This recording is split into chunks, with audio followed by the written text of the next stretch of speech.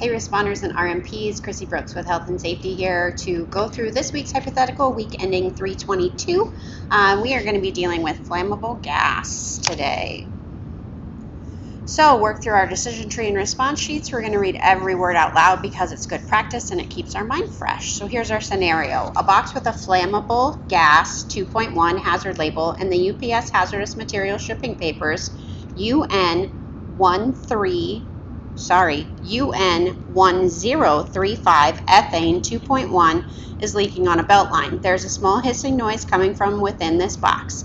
You open the package and find 4 tanks of ethylene gas. There are no fumes that irritate the skin, no visible fumes, smoke, or irritating odors. Answer the questions below based on this scenario.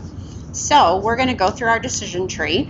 I'm going to give you a couple minutes here. Go ahead and pause the video and then go through your decision tree and we will come back together. So pause.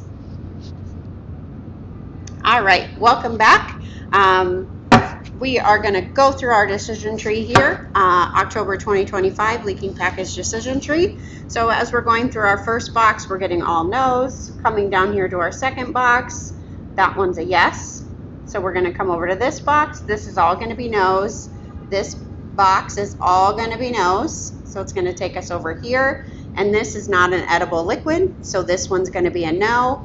We're going to end up down here in our yellow box. A designated responder needs to handle this damage. So a yellow box, and because we have a flammable gas diamond hazard label, that's the one we're going to pick, flammable gas. All right, so what do our response and containment sheets tell us to do? We are going to go to our flammable gas response sheet. Should have had it picked out ahead of time, because these pages always stick together, especially when you don't want them to. That one is non-flammable gas. Page 9. So page 9 is what we're looking for on our decision tree. So as we're going through this, extremely flammable, may ignite by heat, sparks, or flames. Oxygen is not flammable but will support and accelerate combustion. Vapors may travel to a source of ignition and flash back. Container may explode if exposed to heat or fire. Fire may produce irritating or poisonous gases, may be poison if it's inhaled. Vapor may be extremely irritating. Contact may cause burns to skin and eyes. Protective equipment, we're going to wear goggles, boots, apron, and gloves. If there's a noticeable skin irritation due to the fumes or vapors, do not attempt to continue to clean this up. Follow the chain of command, notify your environmental coordinator, and an outside responder must be called in immediately for cleanup. Our response action steps are going to be to keep all sources of ignition away, attempt to close the valve. So that one is on here, attempt to close the valve. Move the leaking cylinder outdoor into a well-ventilated area. I thought so I don't have this so that you can pick 2. So I will count either one of these correct. Move the package to well ventilated or attempt to close the valve.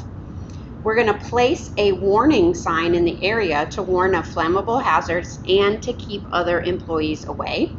Follow supplier instructions as to the return or disposition of the cylinder.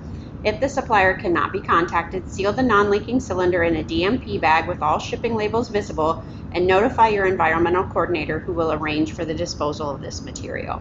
So it's possible that we might still be calling our environmental coordinator on one of these flammable gases because we can't determine how we need to dispose of this. So in UPS small package for waste disposal and decontamination, your designated responder shall refer to the waste disposal flow chart for proper disposition of the package contents and contaminated debris.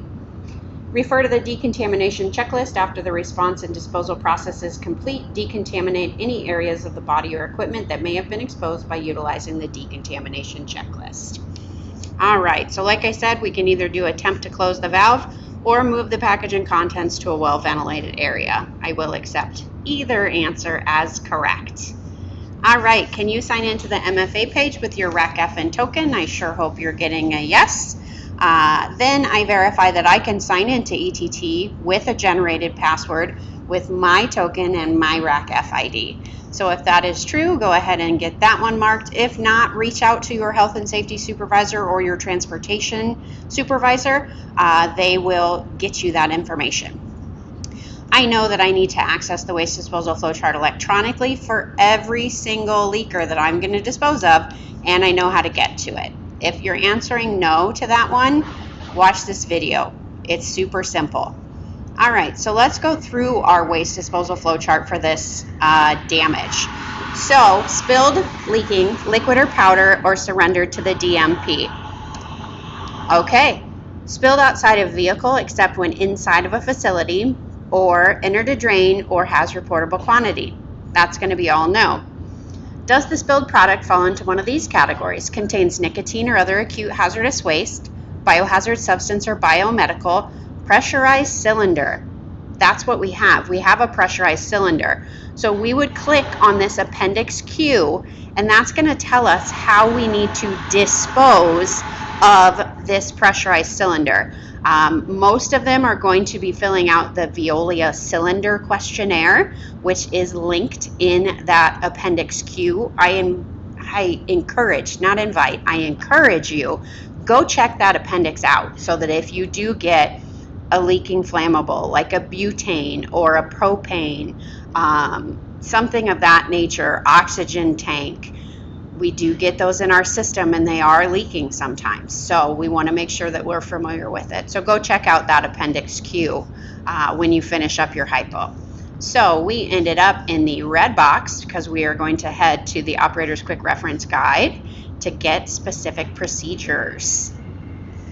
All right, what do you do with RCRA clean containers? RCRA clean containers doesn't really apply to this one, but if they're clean containers, we've dumped all the hazardous material out, we're gonna throw them away. We don't want that in the hazardous waste stream. It's not hazardous. Chuck it in the trash can. So what tools do we use that tell us how to dispose of hazardous materials? The key is right there. It's gonna be our waste disposal flow chart. And then hopefully you've got your DOK. If you do not or don't know where to get them, shoot me an email. I will hook you up with it. All right, and then we're going to do our drop downs. I always, of course, pick on my son. And as you're doing these drop downs, you should see your information in here. If you're not seeing your information underneath your center, please reach out because your respiratory indicator is off. There's a lot going on at this building, so it's very noisy out here. I apologize. And then we have to make sure that we are clicking our arrow button right here. Otherwise, this information is not submitting. My son's going to do his own, so I'm not going to click it.